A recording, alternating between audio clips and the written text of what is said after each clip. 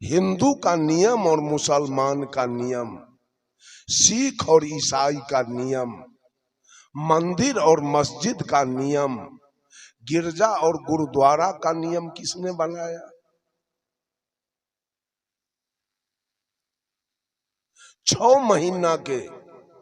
मात्र 6 महीना के हिंदू के लड़का, एक हिंदू का बच्चा, एक मुसलमान का, एक सिख का और एक ईसाई का, 6 महीना के बच्चे को एक कोठली में रखा जाए और किसी अनजान आदमी से कहा जाए कि इसमें से मुसलमान वाला लड़का निकाल के ले आओ।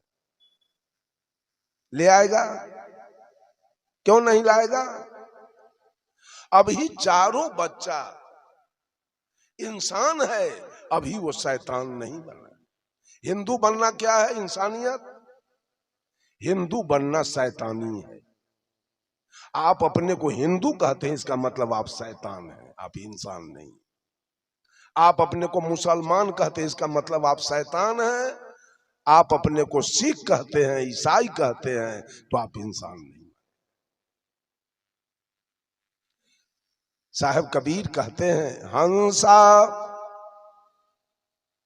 तू तो सबल था,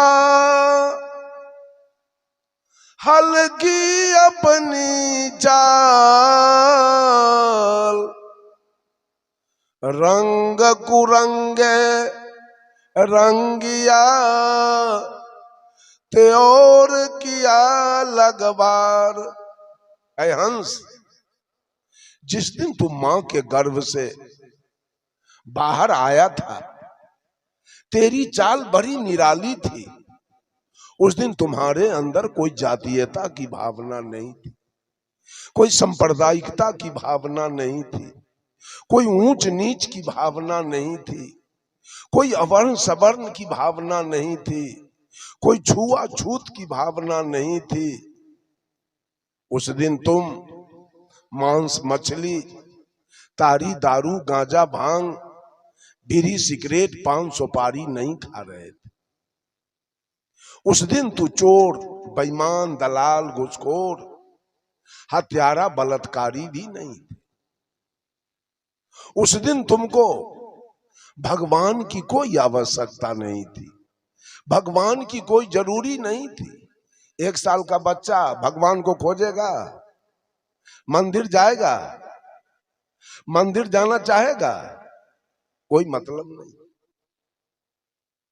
जाने की कोई आवश्यकता नहीं।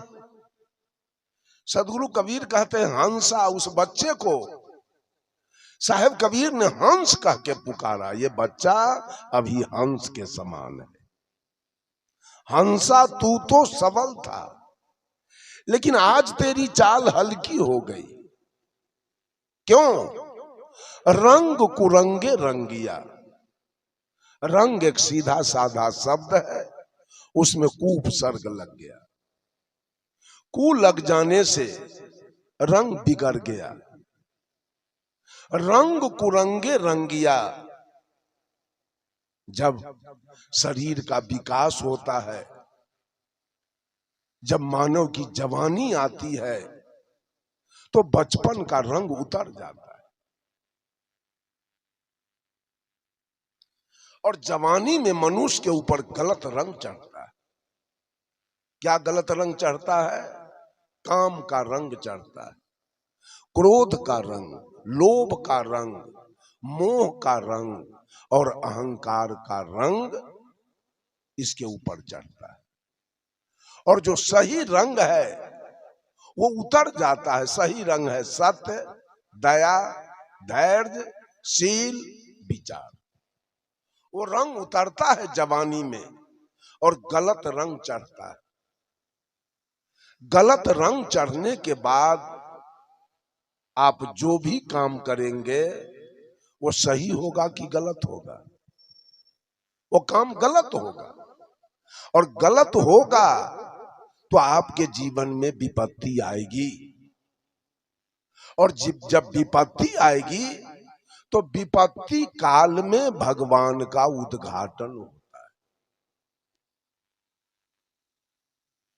आप कहीं जा रहे हैं और कहीं श्मशान भूमि मिल गया, भूत का भय हो गया, डर हो गया, दुख हो गया, तुरंत आप भगवान को पुकारते हैं, जय हनुमान ज्ञान गुण सागर, जय कपीस तिहु लोक उजागर। और चले गए अपने घर, तो चलेगा हनुमान चालीसा कि बंद हो जाएगा? अब हनुमान जी से कोई मतलब नहीं रह गया। अब हम सकुशल घर आ गए अपना, अब क्यों पढ़ेंगे हनुमान चालीसा? विपत्ति में लोगों ने भगवान का उद्घाटन किया है। भगवान, सारे भगवान मनुष्य के द्वारा उद्घाटित हैं। भगवान कहीं है नहीं बाहर में, विपत्ति काल में मनुष्य ने उद्घाटन किया। और कोई एक दो प्रकार के भगवान नहीं है, हर जगह, हर देश, हर महादेश, हर स्टेट, हर जिला, जिला स्तर पर भगवान को बांट दिया गया। अमेरिका का भगवान कौन है? रूस का भगवान कौन है? चीन का भगवान कौन है? सऊदी अरब का भगवान कौन है? पाकिस्तान का भगवान कौन है? लंका का भगवान कौन है? नेपाल का भगवान कौन है? नेपाल के लोगों ने, हम लोग का कार्यक्रम बराबर होता रहता है नेपाल में, नेपाल के लोगों ने एक गढ़ी माई का उद्घाटन किया है। गढ़ी माई, उसके एक महिला है, देवता महिला गढ़ी माई। 5 साल पर उसकी पूजा होती है गढ़ी माई के। लगभग हिंदुस्तान से लेके और नेपाल तक के लोग मिलकर कम से कम 1 से 2 लाख पाड़ा काटते हैं भैंसी के बच्चे। अगर वो सही है, अगर वो देवी सुख शांति देने वाली है, अगर वो देवी मोक्षदायिनी है, तो आपके यहां तो देवी नहीं, यहां के लोगों को तो मोक्ष नहीं होगा। ये पक्षपात, ये नियम बना बनाकर, और इतना दल आपके सामने खड़ा है, इतना पंथ खड़ा है आपके सामने, सारे लोग दिग्भ्रमित हो रहे। भगवान राम थे तो रामानंदी पंथ था, चले गए तो गुरु लोगों ने 4 दल बनाया, निम्बकाचार्य, शंकराचार्य, रामानंदाचार्य और माधवाचार्य। 4 दल में बट गया। भगवान बुद्ध थे तो दल एक था, चले गए तो नियम बनाकर दल को 2 दल में बांटा गया, हीनयान और महायान।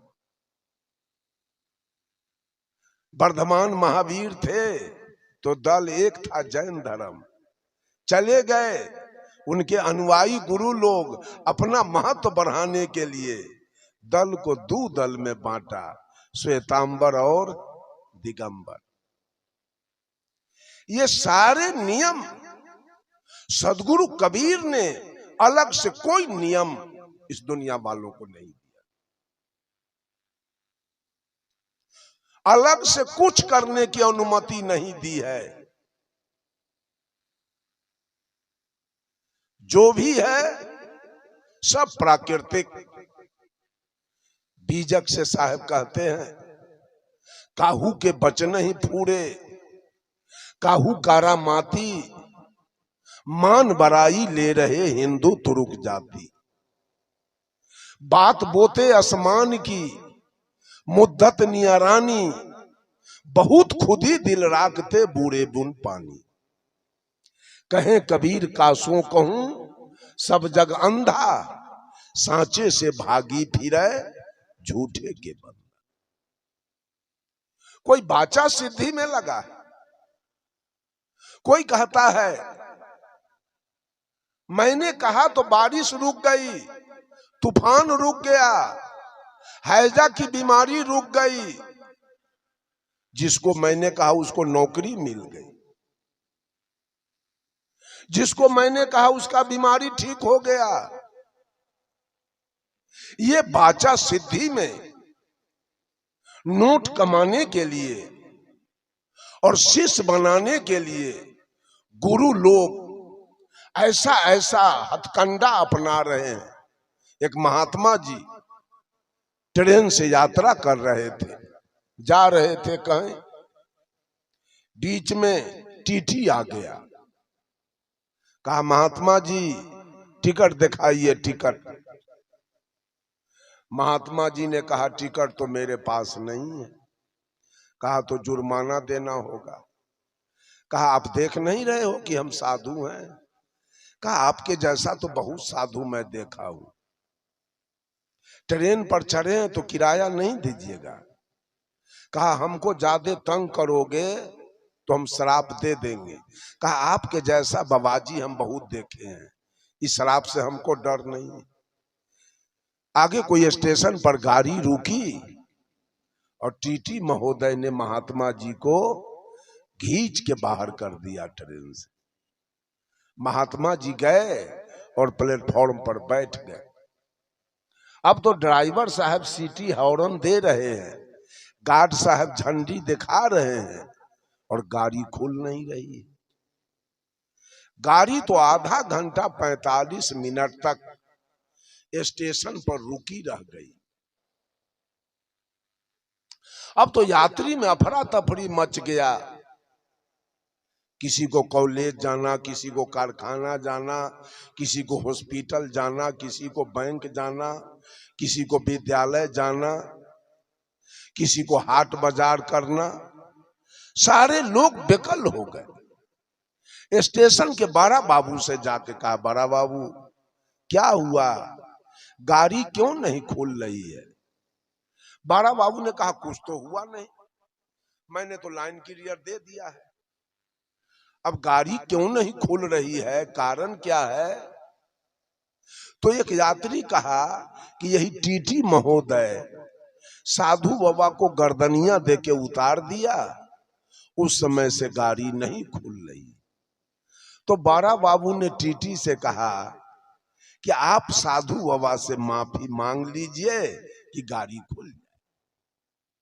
टीटी ने कहा ऐसा नहीं होगा, हम माफी नहीं मांग सकते। तो बड़ा बाबू ने कहा तो जनता से मार खाइए। टीटी को भय हो गया, अब जाके साधु बाबा से माफी मांग लिया, बाबा हमको क्षमा कीजिए, हमसे गलती हुई। क्षमा मांगा, गाड़ी हॉर्न देके खुल गई। अब तो साधु बाबा के गरिमा महिमा की क्या ठिकाना है। इतनी इनकी महिमा बढ़ी, लोग ने विचार किया कि इतना ताकत इस साधु में है कि इसके बुद्धि से, ज्ञान से 45 मिनट स्टेशन पर गाड़ी रुकी रह गई। अब ऐसा गुरु से कैसा गुरु चाहिए। अब तो जब चेला बनना शुरू हुआ तो 1-2 बरस बीते बीते 2-4 लाख चेला महात्मा जी का।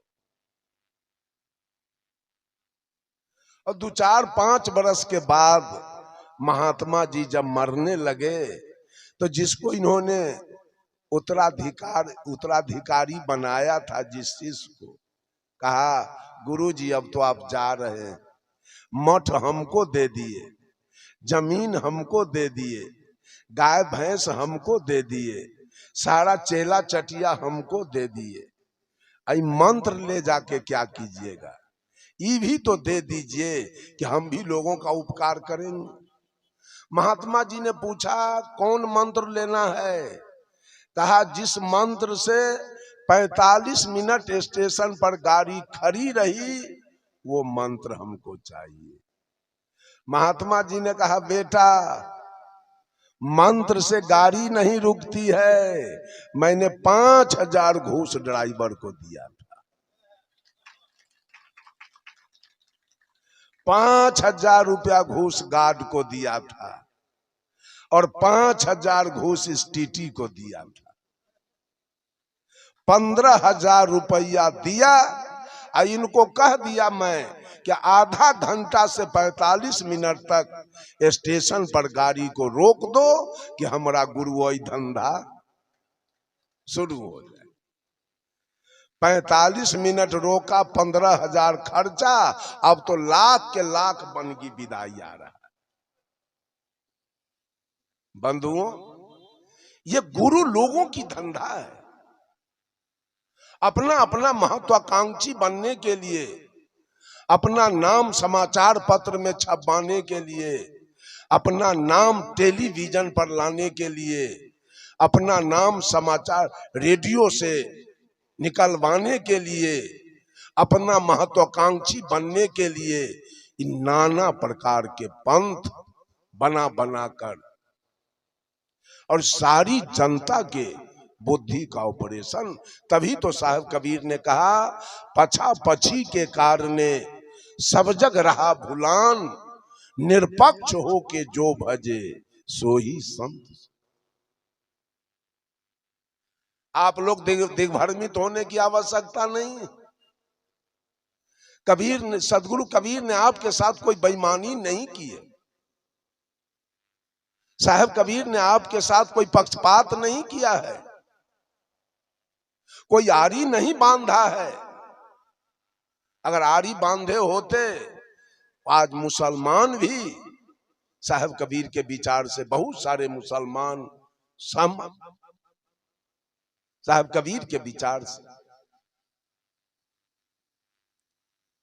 उन्होंने तो स्पष्ट कहा मुसलमानों से, दिन में रखते हो रोजा, रात हनत हो गाय, यह खून वह बंदगी, कसकर खुश खुदा। ऐ मौलवी, दिन भर अन्न नहीं खाते हो, पानी नहीं पीते हो, और जो रात्रि हुई, शाम हुई तो कोई मुर्गा काटते हो, कोई गाय काटते हो, कोई बकरी काटते हो, कोई ऊंट काटते हो, कोई दुम्मा काटते हो। एक तरफ खून की नदी बहाते हो और दूसरे तरफ इबादत करते हो। अल्लाह कैसे खुश हो जाए? स्पष्ट रूप से कहा, खोजे अल्लाह के नगरिया जन्म के फुहरी, खोजे अल्लाह के नगरिया जन्म के फुहरी, पांचों वक्त नमाज गुजारे राखे 30 रोजा, पांचों वक्त नमाज गुजारे राखे 30 रोजा, घट के अंदर खुदा बसत है तिनको कभी न खोजा, घट में छाई है अंधियारिया जन्म के फुहरी, कलमा पढ़े रहीम पुकारे दिल में रहम न लाई, कलमा पढ़े रहीम पुकारे दिल में रहम न लाई, घट के अंदर नूर बसत है तिनकर खबर न पाई, पर गए माया के लहरिया जन्म के फुहरी, हाथ में हजरत कदम रसूले नैन में नबी बिराजे, हाथ में हजरत कदम रसूले नैन में नबी बिराजे,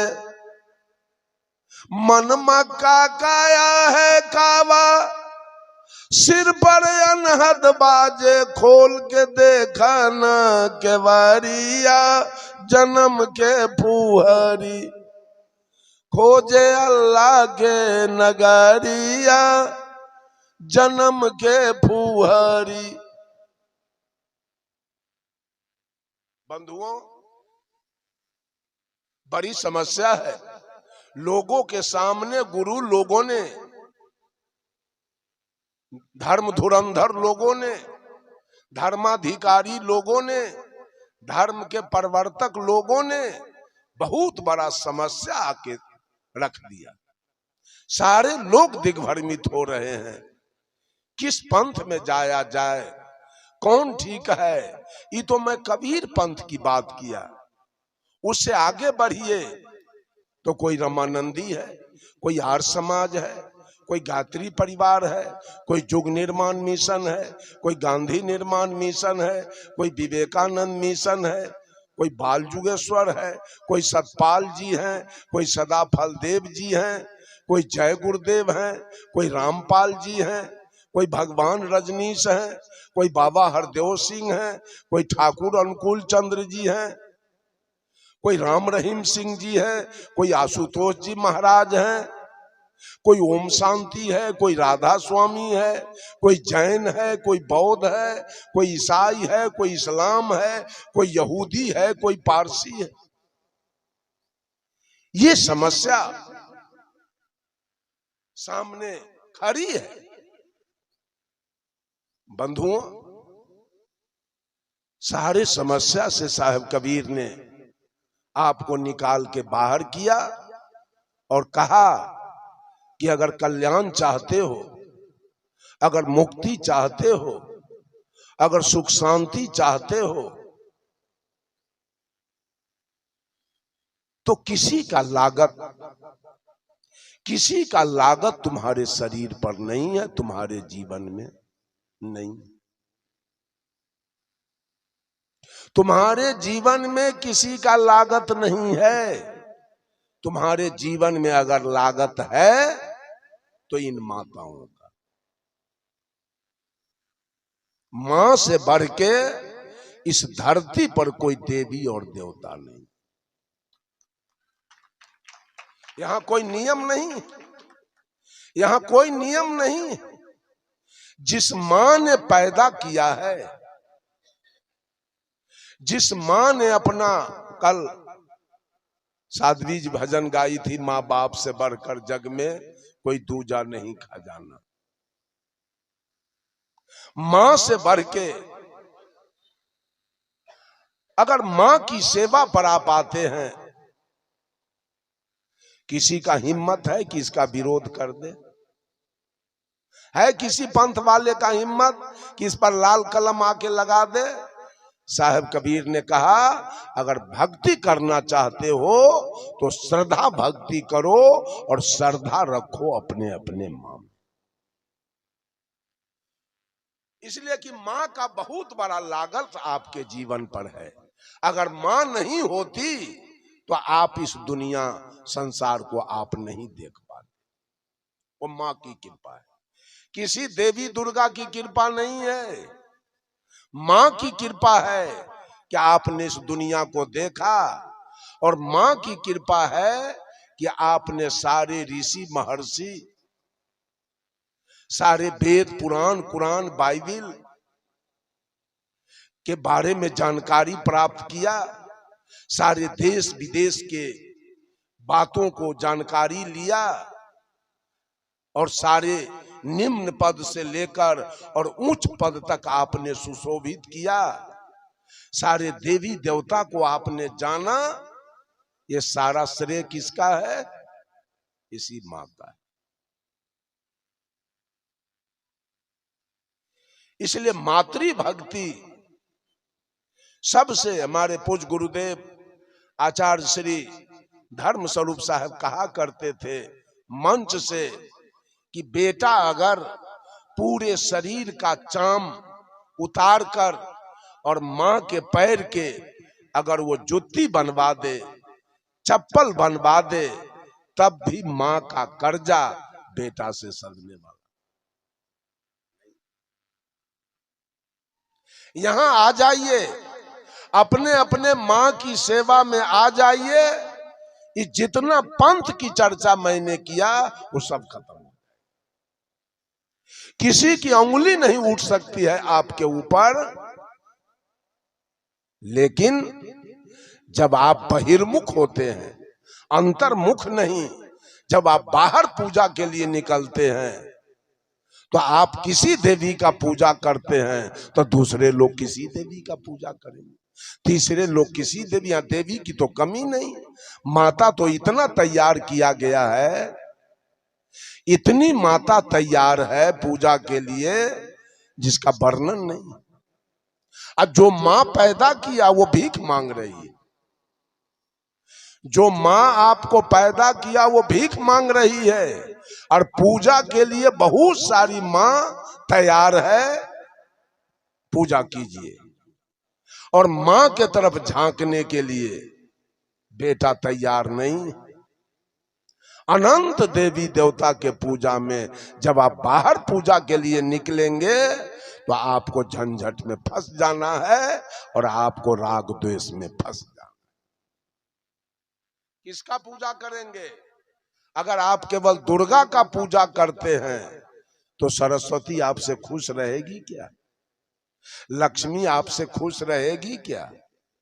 खुश रहेगी? खुश रहेगी? तब आप राग द्वेष में फंस रहे हैं। याद कर लीजिए, अगर आप राम का मंदिर दरवाजे पर बनवा लिए हैं, राम का मंदिर बनवाए हैं, कृष्ण आपसे खुश क्यों रहेंगे? कभी आपने हिसाब किया? राम ना आपसे खुश होंगे चूंकि उनका मंदिर आपने दरवाजे पर बनाया। कृष्ण आपसे खुश क्यों होंगे? उनका मंदिर आपने नहीं बनाया। अगर कृष्ण का मंदिर आपने दरवाजे पर बना लिया तो हनुमान जी आपसे खुश क्यों रहेंगे? हनुमान जी का मंदिर आपने नहीं बनाया। अगर आपने हनुमान जी का मंदिर बना लिया दरवाजे पर तो महादेव जी आपसे खुश क्यों रहेंगे? उनका मंदिर आपने नहीं बनाया। अगर महादेव जी का मंदिर दरवाजे पर आपने बना दिया तो विष्णु जी आपसे खुश क्यों रहेंगे? सब देवी देवता का नाम भी आपको मालूम नहीं है, पूजा तो छोड़ दीजिए। है कोई व्यक्ति 50 को देवता का नाम गिनाइए हमको, कोई गिनाएगा? किसी को पता? तो 56 करोटी का पूजा कैसे होगा? जब नाम मालूम नहीं है तो पूजा कैसे होगा? एक घर में 25 आदमी हो, अब 5 आदमी को भोजन मिले और 20 आदमी को भोजन न मिले, वो घर बचेगा कि जलेगा? बचेगा कि जलेगा? तो आप कितना भगवान का, माता बहने भी और आप लोग भी बैठे हैं, कितना भगवान का पूजा कर पाते हैं? ये सारा झूठ, कहीं सच्चाई नहीं है। अगर आपकी पूजा सच्ची है तो बिल्कुल आपका विरोधी है मुसलमान। आपका विरोधी है मुसलमान, वो आपके किसी भगवान को मानने के लिए तैयार नहीं है। वो रामनवमी और बसंत पंचमी, महाशिवरात्रि, महाविष्णु जग, महारुद्र जग, सतचंडी जग, या भागवत कथा, या होली दिवाली, या दुर्गा पूजा, काली पूजा, सरस्वती पूजा या विश्वकर्मा पूजा को मानने के लिए मुसलमान तैयार। क्या बिगड़ गया है उसका? क्या मुसलमान के पास बेटा नहीं है कि बेटी नहीं है? क्या उसके पास जमीन नहीं है कि मकान नहीं है? क्या उसके पास बिजनेस नहीं है कि खेती बाड़ी नहीं है कि नौकरी नहीं है? क्या नहीं है? कि वो प्रधानमंत्री नहीं है कि मुख्यमंत्री नहीं है कि राष्ट्रपति नहीं है? सच्चाई है क्या?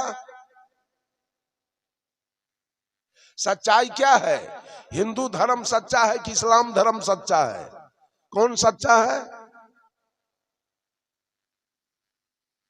हमारे हिंदू भाई इस्लाम को नहीं स्वीकार करते हैं। कोई नहीं ईद बकरीद शोबरात कोई नहीं करता है, कोई नमाज अदा नहीं करते हैं, कोई रोजा नहीं रखते हैं। कुछ बिगड़ गया क्या? कुछ अल्लाह बिगाड़ा है आपका? इससे स्पष्ट हो रहा है कि ये भी झूठ है और वो भी झूठ है, सच्चाई कहीं नहीं। सदगुरु कबीर के विचार में सच्चाई दिखाई दे रही है।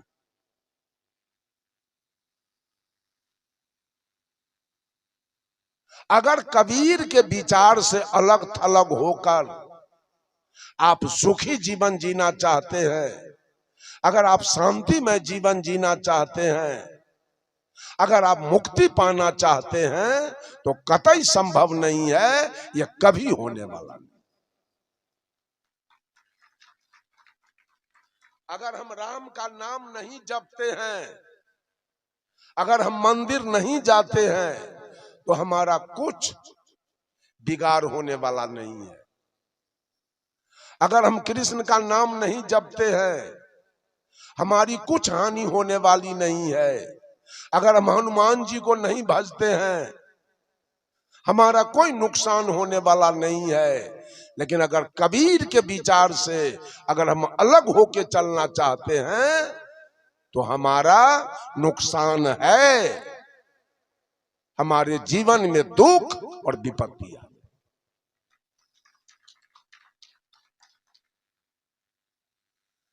कल मैंने कहा था कबीर पंथ में 3 बंदगी क्यों हो रही है, और पंथ में नमस्कार प्रणाम नमस्ते एक बार, कबीर पंथ में 3 बंदगी क्यों है? इसलिए कि दुख है 3, जीवन में दुख है 3, आधि व्याधि उपाधि, दैहिक दैविक भौतिक, और पाप कर्म है 3, मन से, वचन से और कर्म से। गुण है 3, रजोगुण तमोगुण सतोगुण। काल है 3, काम क्रोध लोभ। और धारा है 3, इंगला पिंगला गंगा जमुना सरस्वती। मैंने कहा था ये 3 बंधन पूरे विश्व को घेर के रखा है, जिसको हम ब्रह्मा कहते हैं, विष्णु कहते हैं और महादेव कहते हैं।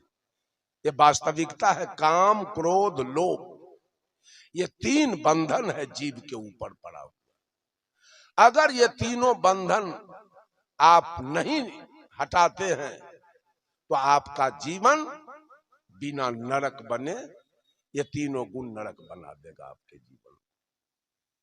3 दुख। पहला है आधि। आधि कहते हैं प्राकृतिक प्रकोप। अभी कुछ दिन पहले शीतलहरी चल रही थी, जाड़ा, सारे लोग दुख से ट्राउजर इनर स्वेटर मफलर, पैर में मोजा, हाथ में दस्ताना, माथा में टोपी मफलर, सोने के लिए तोशक तकिया रजाई लगा के सोते थे। अभी गर्मी आ रही है तो दुख से पंखा चलाए जा रहे हैं।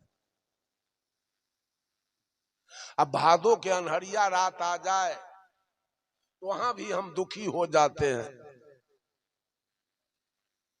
अगर पत्थर गिर जाए तो हम दुखी होते हैं। घर का खपड़ा फूट गया, एस्बेस्टस फूट गया, गेहूं मकई खेत में रह गया। गाय भैंस को अगर ज्यादा वजन का पत्थर लगा तो वो भी मर जाती है, आदमी मर जाता है। अगर ठनका गिर गया उसमें भी हम दुखी होते हैं, बहुत सारे लोग मर जाते हैं। बाढ़ आ गया तो बहुत सारे लोग डूब के मर जाते हैं। अगलगी हो गई तो बहुत सारे लोग जल के मर जाते हैं। जोरों का आधी तूफान आ गया, पेड़ पौधा घर द्वार घर पर देह पर गिर गया तो उसमें भी चपा के हम मर जाते हैं। एक प्राकृतिक दुख है, सारे लोग इस दुख से दुखी है। और दूसरा व्याधि है। कभी टीबी होगा, ये कच्चा तत्व का शरीर बना है, इसमें कभी टीबी होगा, कभी दम्मा होगा, कभी कैंसर होगा, कभी डायबिटीज होगा, कभी एड्स होगा, कभी लकवा होगा, कभी पोलियो होगा, कभी काला जार होगा, कभी मलेरिया होगा, कभी ब्लड प्रेशर होगा, कभी देह में नोचनी होगा, कभी दिनाय होगा, कभी एक्जिमा होगा, कभी पेट में दर्द होगा, कभी माथा में दर्द होगा, कभी दांत में दर्द होगा, कभी कान में दर्द होगा, कभी हाथ टूट जाएगा, कभी पैर टूट जाएगा, कभी टड़क के ठोकर से, आज देखे वो बेचारे दो आदमी एक घर का आदमी समाप्त हुआ। कभी ट्रक से ठोकर लगेगा, कभी बस से ठोकर लगेगा, कभी रेल से कट जाएंगे, कभी पानी में डूब के मर जाएंगे, कभी करंट लग जाएगा, कभी पेड़ पर से गिर के मर जाएंगे, कभी सांप काट लेगा, कभी बिच्छा काट लेगा, कभी कुत्ता काट लेगा, कभी भर रात उड़ीस नहीं सोने देगा, कभी भर रात मच्छर नहीं सोने देगा। ये दुख। दूसरा दुख है, और तीसरा दुख उपाधि है। घर घर में सास बहू में झगड़ा, ननद भाभी में झगड़ा, देवरानी जेठानी में झगड़ा, पति पत्नी में झगड़ा, पिता पुत्र में झगड़ा, चाचा भतीजा में झगड़ा, साला बहनोई में झगड़ा, ससुर दामाद में झगड़ा, भाई भाई में झगड़ा, पट्टी पट्टीदार में झगड़ा, जात पर जात में झगड़ा, हिंदू मुसलमान में झगड़ा, हिंदुस्तान पाकिस्तान में झगड़ा। ये तीन दुख जब से हम लोग मां के गर्भ से बाहर आए, ये तीनों दुख हमारे पीछे। इस तीनों दुख से नहीं बचना चाहते हैं क्या? जब आचार्य श्री धर्म स्वरूप साहब ने शरीर का त्याग कर दिया, उन्हीं का गाया हुआ भजन शोभा यात्रा में गाई जा रही थी।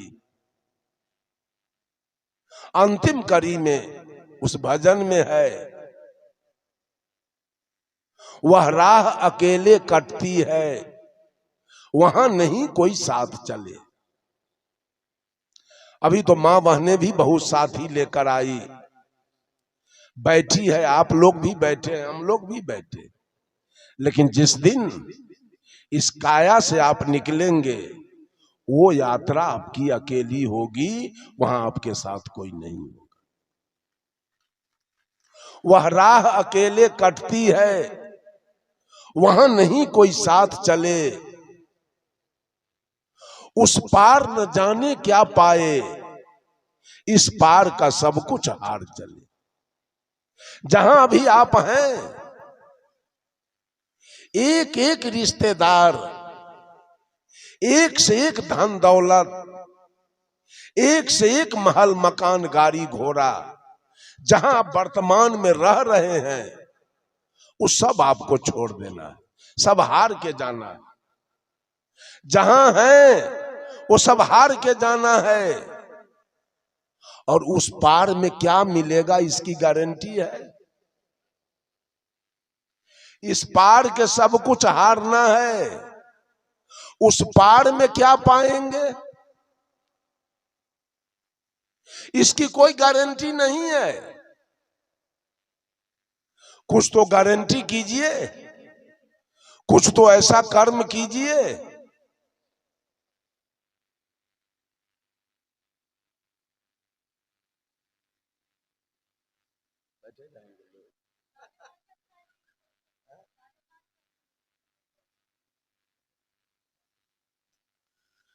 बंधुओं, माताओं, बहनों, ये तीन दुख मेरे पीछे पड़ा है, और हम दीवाना होके चलते हैं। हम रूप के घमंड में हैं, हम धन के घमंड में हैं, हम बुद्धि के घमंड में हैं, हम बल के घमंड में चल रहे हैं, पता नहीं। कबीर साहब कहते हैं, काल खरा सिर ऊपरे, जागू बिराने मीत, ऐ मीत जरा जग के रहो, जाके घर है गैल में, सो क्यों सुते नीचिंत। और 3 पाप कर्म भी हमारा है। पहला पाप कर्म है मन से। मन का 3 पाप है, ईर्ष्या, द्वेष और अहंकार। आपका अपने परिवार के लोग, आपके चाचा के लड़का अगर आईपीएस हो गया, आईएएस हो गया, तो आपको रात्रि में नींद नहीं आएगी, ईर्ष्या से। बात समझ लीजिए, ईर्ष्या से नींद नहीं आएगी, रात रात भर जग के आप बिहान करेंगे। आपके बगल वाले फ्लैट खरीद लिया है, आपके बगल वाले 50 बीघा जमीन खरीद लिया है, आपको ईर्ष्या होगा, आप नींद रात भर नहीं सोएंगे। ये मन का पाप है, ईर्ष्या मन में होता है। आपसे कोई बढ़िया बकता है, आपसे कोई बढ़िया गाने वाला है, आपसे कोई बढ़िया पोस्ट पर आगे है, आपको ईर्ष्या से रात रात भर नींद।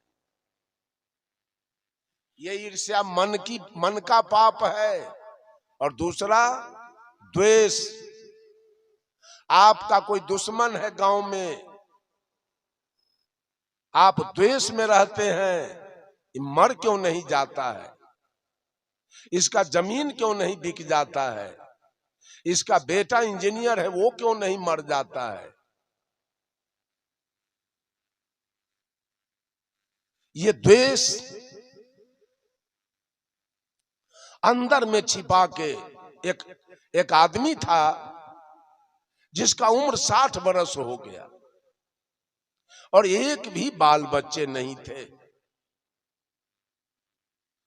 तो पत्नी ने पति से कही, पति देव, हमसे आपका वंश खानदान नहीं चला, तो आप एक दूसरी शादी कर लीजिए। तो पत्नी के कथनानुसार वो बेचारा दूसरा शादी कर लिया। संजोग देखिए, दूसरी पत्नी से 1-2 साल बीतते बीतते एक लड़का पैदा ले। अब तो छोटकी पत्नी का मान सम्मान बढ़ गया, उससे लड़का पैदा लिया, और बड़की का मान सम्मान घट गया। बड़की छोटकी को अच्छा अच्छा भोजन मिल रहा था, अब बड़की को, अब गांव घर के औरत सब झगड़ा लगाना शुरू कर दिया। कहा तू तो खुद अपने दूल्हा को विवाह करवा के अपना दुख खरीद लिया, अब खाओ ना रोटी टटाल सुखल और सब्जी, अब वो खाती है भात दाल सब्जी घी। तू तो अपने तलवार से अपना गर्दन काट लिया। अब रात दिन दोनों में कलह झगड़ा लड़ाई चलने लगा। साहब कबीर कहते हैं, झगड़ा नित ही बढ़ाइए, झगड़ा बुरी बलाए, दुख उपजे चिंता बढ़े, झगड़ा में घर जाए। रात दिन जहां कलह होगा निश्चित रूप से वहां अमंगल होना है, वहां कुछ न कुछ दुर्घटना घट जाना। जब रात दिन कलह शुरू हुआ, बड़की के मन में ईर्ष्या हो गया।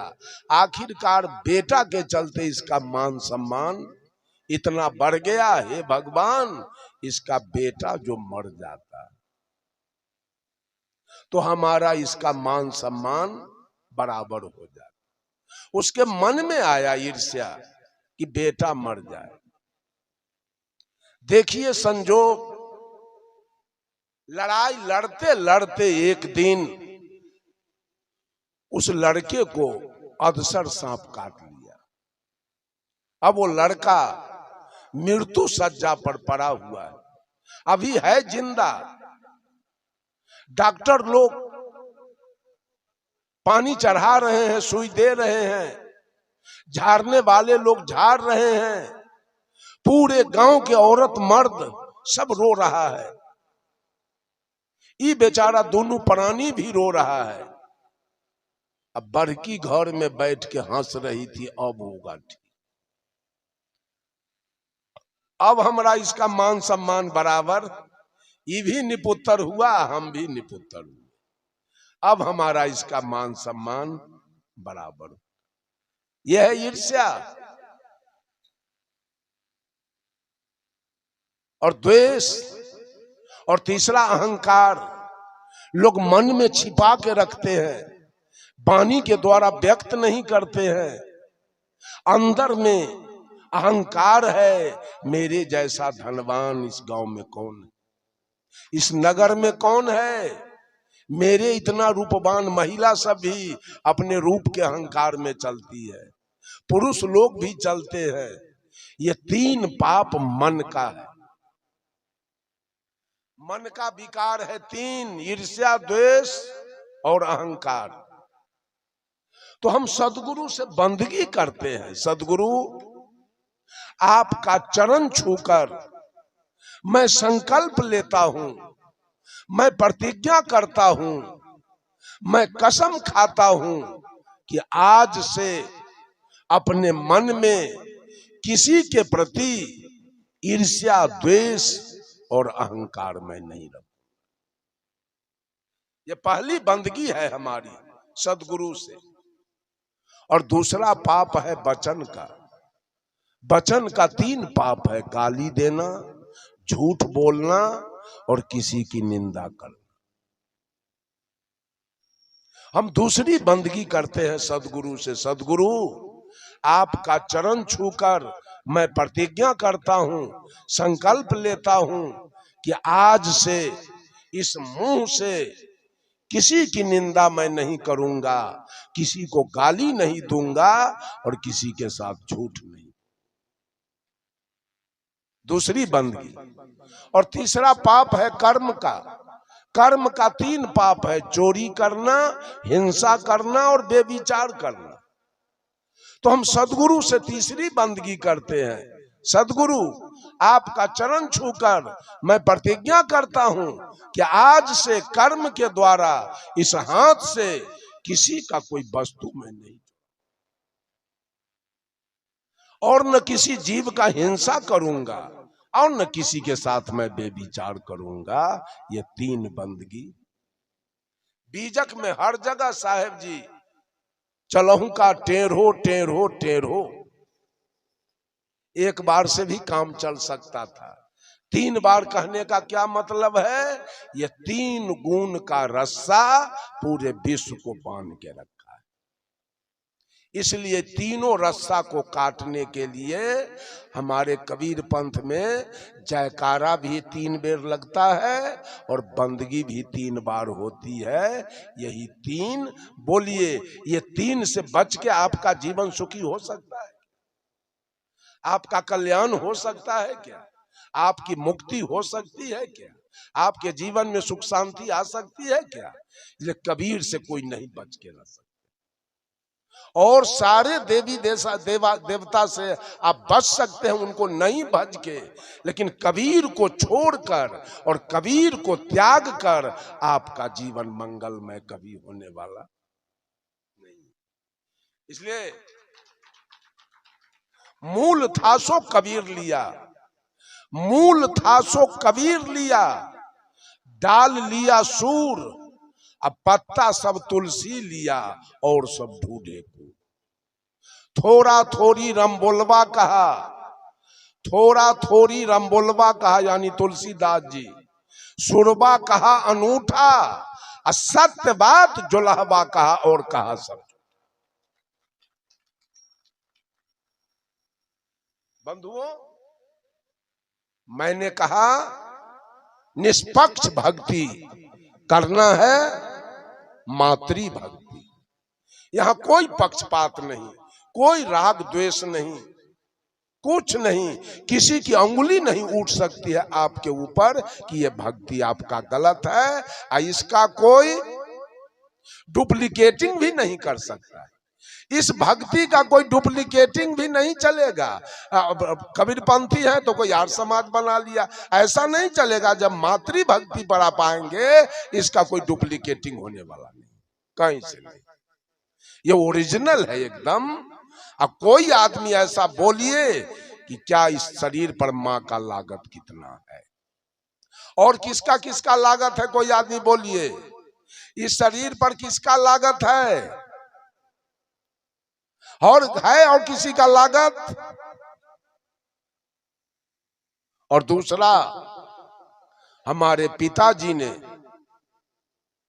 दूसरा लागत हमारे पिताजी का है इस शरीर पर। पिताजी ने मजदूरी करके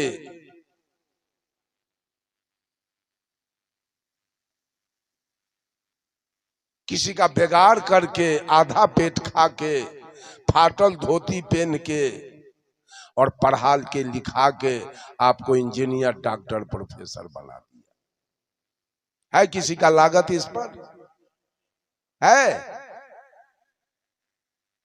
बनाया, आपके लिए जमीन खरीदा बेटा के सुख के लिए, आपके लिए मकान बनाया, आपके दूध खाने के लिए गाय भैंस पिता ने खरीद के लाया, आपके चढ़ने के लिए मोटरसाइकिल और स्कॉर्पियो, बोलेरो, फॉर्च्यूनर खरीद दिया, आपका शादी विवाह कर दिया। दूसरा किसका लागत है? आप पितृ भक्ति करें, आप पिता की सेवा करें। सबसे पहला मातृ भक्ति, इसलिए कि मां का लागत इस शरीर पर 12 आना है, अब पिता का लागत 4 आना है। इसलिए मां को आगे कर दिया गया है और पिता को पीछे कर दिया गया। मातृ देवो भव, पितृ देवो भव। इस भक्ति पर आ जाइए आप।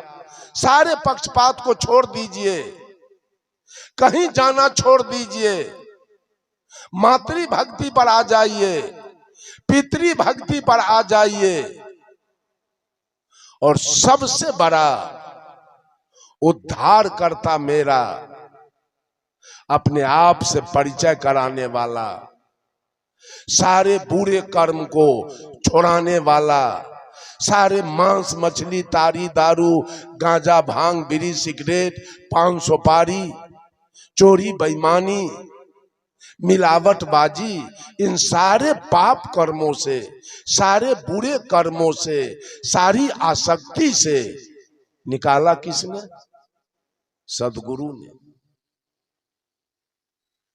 सदगुरु का बड़ा ही उपकार मेरे जीवन पर है, कोई नहीं निकालने वाला है।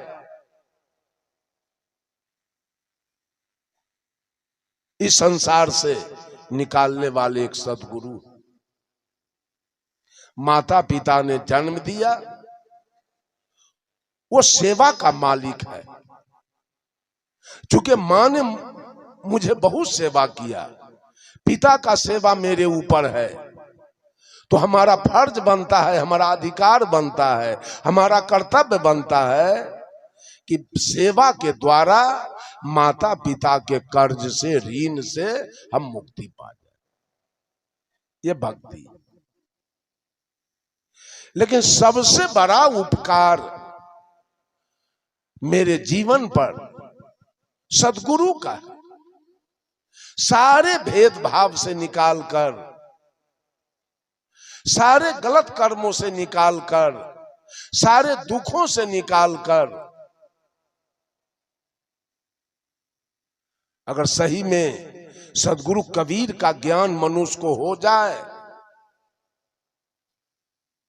अगर 5 दिन उसको भोजन न मिले तभी उसको दुख नहीं बुझाएगा।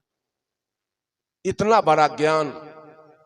एक बार मैं जा रहा था सत्संग में, हमारे साथ एक आदमी थे, वो रेल से रिटायर किए थे। जब मुजफ्फरपुर में गाड़ी गई तो उन्होंने हमसे कहा, साहब जी एक मित्र हमारा है मुजफ्फरपुर में, टीटी है, उससे हम जरा भेंट करेंगे। हम कहा कि भेंट कर लीजिए। भेंट करने के लिए वो अंदर गए, हमको छोड़ दिए बरामदा पर बाहर। अंदर जब गए तो टीटी महोदय इनसे अपने घर का दुखड़ा सुनाना शुरू किया। भाई में बंटवारा हुआ, भाई ने कुछ अधिक संपत्ति ले लिया, इनको कम दिया, इसके चलते मारपीट हुआ, झगड़ा लड़ाई हुआ, मामला फौजदारी हो गया। यही दुख इनको सुना रहे थे और बाहर में बरामदा पर बैठ के हम सुन रहे थे। मैंने वहां से सदगुरु कबीर की एक साखी बोल दिया बरामदा पर से, कबीर माया बेस्या दोनों की एक जात, आवत को आदर करे जात न पूछे बात। इतना बात जब मैं बरामदा पर से बोला, वो टीटी महोदय दौड़ के आए बरामदा पर और कहा साहब जी एक बार और दोहरा दीजिए। मैंने दोहरा दिया, वो कॉपी में लिख लिया और कहा कि आज मेरा सारा दुख दर्द खत्म, अब मैं भाई से लड़ाई नहीं लड़ूंगा और जाता हूं मामला अब 16 कर दूंगा। जब साहब कबीर ने इस धन को बेस्या से तुलना कर दिया तो इसके लिए अब लड़ाई क्या लड़ना है, बातें खत्म कर देना। गया और भाई से केस 16 कर लिया, समाप्त कर दिया केस को, कहा कि अब लड़ाई लड़ना नहीं। कबीर साहब कबीर की वाणी औषधि है, मनुष्य के जीवन के लिए वो दवा है, औषधि है। कबीर के बिना जीना इस धरती पर असंभव है। दुख है, क्लेश है, कष्ट है, आपका जीवन दुखमय हो जाएगा साहेब कबीर के बिना। तो मैंने कहा श्रद्धा कहां रखना है, अपने मां में रखिए श्रद्धा, क्योंकि मां का कर्जा बहुत है आपके ऊपर। मां का जितना सेवा हो आप सेवा करके उरीन हो जाइए। पिता का जितना सेवा हो, आप जो मंदिर मस्जिद दौड़ लगा रहे हैं, देवी देवता के पीछे जो खर्च कर रहे हैं, जो दौड़ लगा रहे हो, सब झूठ है, कहीं सच्चाई नहीं है। ये सच्चाई है कि जितना खर्च करना हो अपने माँ पर, जितना खर्च करना हो अपने पिता पर, ये सच्चाई है, ये वाजिब है और ये सही। और पूजा तो गुरु की होनी चाहिए, माता पिता की सेवा और गुरु की पूजा। इसलिए गुरु हैं बड़े गोविंद से, मन में देखो विचार, हरि सिरजे तो बार बार, गुरु सिरजे तो पार। 7 दीप 9 खंड में गुरु से बड़ा न कोई, करता करे जो कर न सके, गुरु करे से हो। गुरु से बड़ा इस धरती पर कोई नहीं है, सबके बारे में गुरु जी ने ही बताया। बंधुओं, ये 3 साहब कबीर की भक्ति है। कल भी मैंने भक्ति पर चर्चा किया, आज भी मैं भगवान राम जब सेवरी के यहां गए तो 9 प्रकार की भक्ति बताए हैं, लेकिन सदगुरु कबीर ने इस मानव को, इस दुनिया वालों को मात्र 4 प्रकार की भक्ति बताया, जिसमें पहली भक्ति है श्रद्धा भक्ति। श्रद्धा अपने माँ में, श्रद्धा अपने पिता में, श्रद्धा अपने सदगुरु में, और श्रद्धा ये आए हुए अतिथि में। अतिथि देवो भव। आपके दरवाजे पर जो संत महात्मा तिथि के आवे, बिना तिथि के आवे, उसकी सेवा में आपको चूकना नहीं। वही तो आपका भगवान है, वही तो आपका पूज्य है। उसकी सेवा में थोड़ी सी भी कमी नहीं होनी चाहिए। ये 4 मुख्य देवता आपके हैं, मातृ देवो भव, पितृ देवो भव, आचार्य देवो भव और अतिथि देवो। अतिथि का सेवा होना चाहिए। बहुत सारे लोग संत की सेवा में नहीं करते हैं, चूक जाते हैं। ये बहुत बड़ा गलत बात है। आप मंदिर में जाके इतना खर्च करते हो, मस्जिद में जाके इतना खर्च करते हो, बैनाथ धाम में जाके, कल संत जी कह रहे थे कि जहां भागवत कथा हुआ, माताएं लोग क्या क्या लेके वहां गई, और जहां सत्संग है वहां क्या लेके आई है? कुछ लेके आई है? संत के लिए कुछ लेके आई है भेंट? कुछ नहीं। लेकिन जहां भागवत कथा हो, जहां महाविष्णु जग हो, जहां महारुद्र जग हो, एक जगह का मुजफ्फरपुर से पश्चिम एक गांव है धनैया, गांव का नाम है धनैया और राजपूत का गांव है। अब वास्तव में लोग धनी है। वहां पर परम पूज्य अभिलाख साहब के बहुत सारे शिष्य भूमिहार और राजपूत साहब जी के शिष्य, वे लोग हमको बराबर बुलाते हैं, वे लोग हमको बराबर बुलाते हैं कार्यक्रम में। वो पूछते हैं रमाशंकर साहब बिहार में पारखी संत अभी भी कम है, तो बराबर हमको बुलाते हैं कि साहब जी थोड़ा अच्छा बोलते हैं, पारक सिद्धांत पर बोलते हैं, इसलिए इनको जरूर बुलाया जाए। तो हमको खबर किए तो हम आए, मंच पर गए, मंच संचालक ने मुझे बुलाया तो मैं गया। उस दिन का चर्चा का विषय हमारा था ईश्वर 3 प्रकार के होते हैं, आधि दैविक ईश्वर, आधि भौतिक ईश्वर और आध्यात्मिक ईश्वर। ये 3 ईश्वर पर मैंने चर्चा किया। लगभग 2.5-3 घंटा समय बीत गया।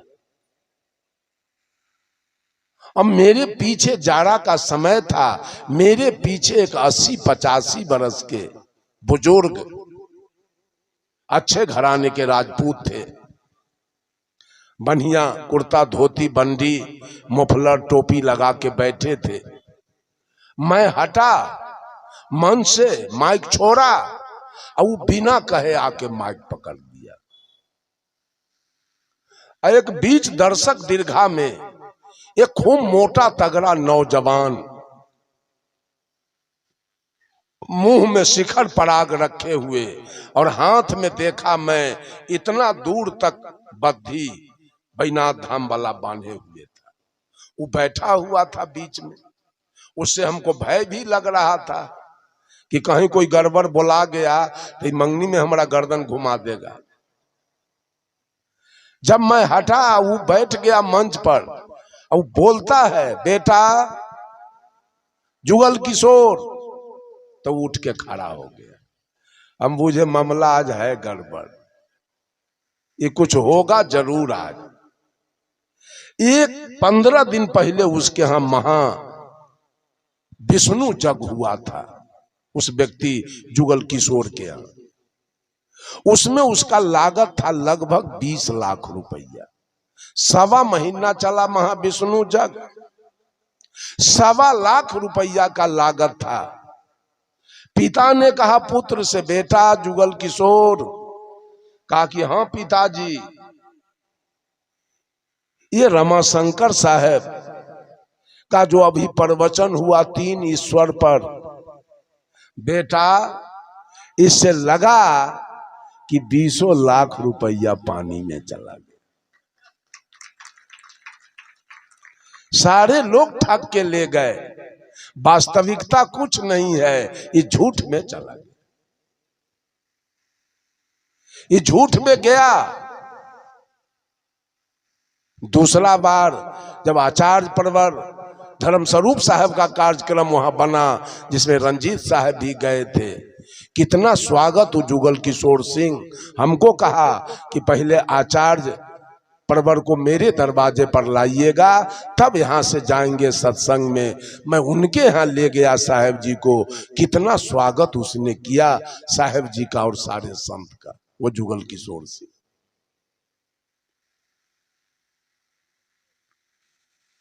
बंधुओं, दूसरी भक्ति साहब कबीर का है।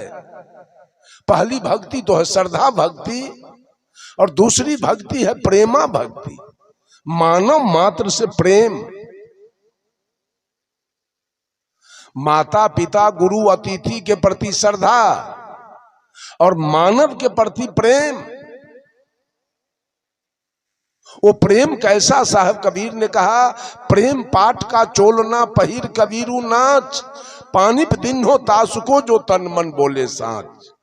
कहा पोथी पढ़ी पढ़ी जगमुआ, पंडित भया न कोई, ढाई आखर प्रेम का पढ़े सो पंडित। साहब कबीर कहते हैं कि पढ़ते पढ़ते जगत मर गया, लेकिन पंडित कोई दिखाई नहीं दिया। क्यों? उनका कहना है ढाई आखर प्रेम का, पौर संयुक्त एकार मोह हलंत। जो प्रेम का पढ़ाई पढ़ा वो पंडित है। तो वास्तव में प्रेम है क्या? मैंने सोचा,